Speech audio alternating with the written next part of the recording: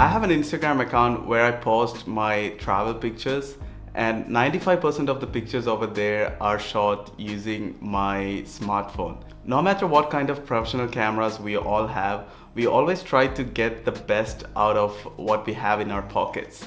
So in this video, I want to go over some smartphone settings, tips and tricks that I personally use and I think will help you to get most out of your smartphone. Everything I say in this video should be applicable regardless of what kind of a smartphone you're using. Let's face it, even if we have our professional cameras, it's way too easier for us to pull out our smartphones and click without thinking too much about it. So these are few things that I do to make sure when I do that click, the pictures that comes out are decent and reusable. Number one on the list is grid.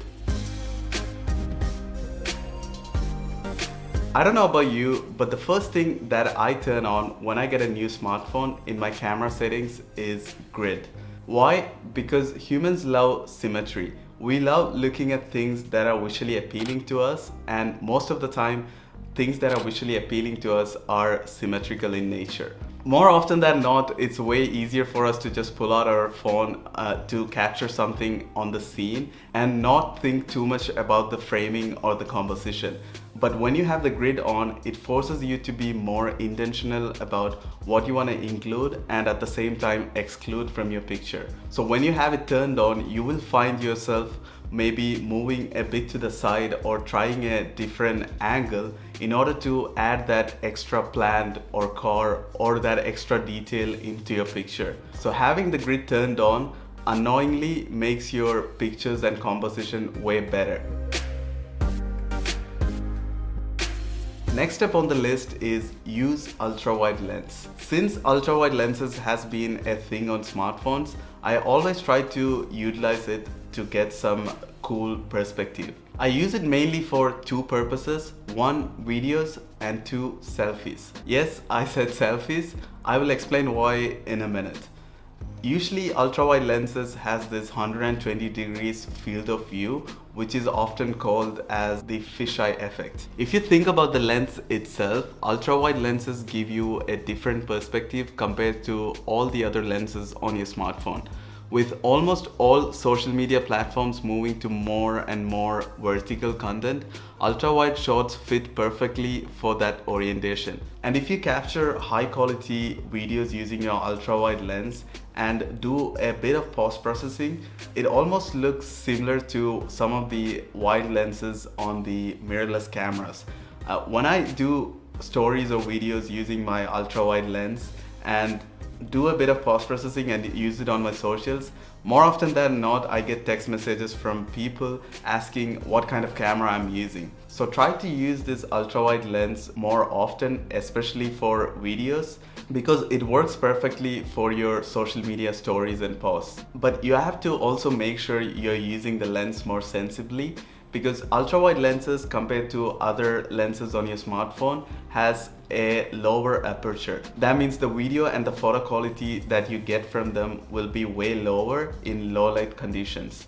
So try to avoid using your ultra-wide lens for both pictures and videos if the lighting isn't that great. To come back to my initial point, taking selfies using your ultra-wide back camera is mainly because it gives you a wider point of view than your selfie cameras ever can. It gives you more of this first person point of view rather than just a normal selfie, and it also helps you with all the social media crop.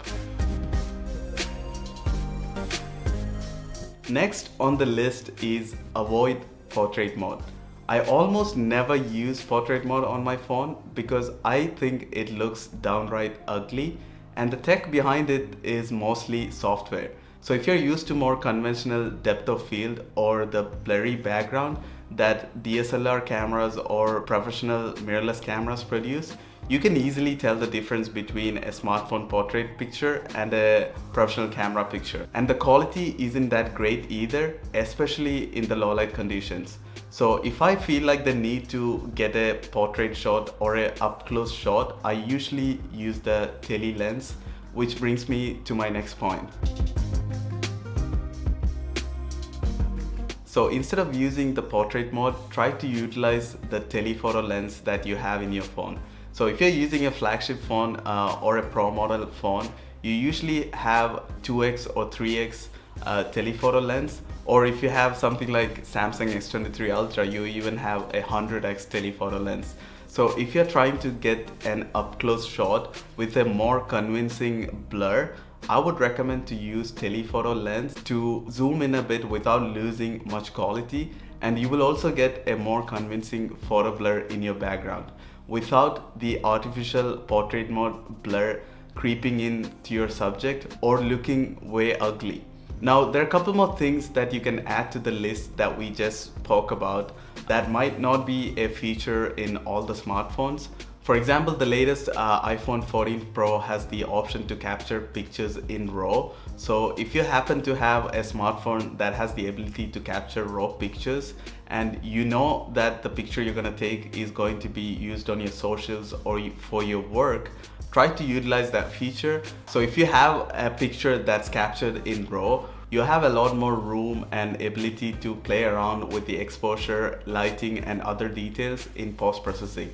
This also brings me to another point. Try to use a professional post-processing software like Lightroom, for example.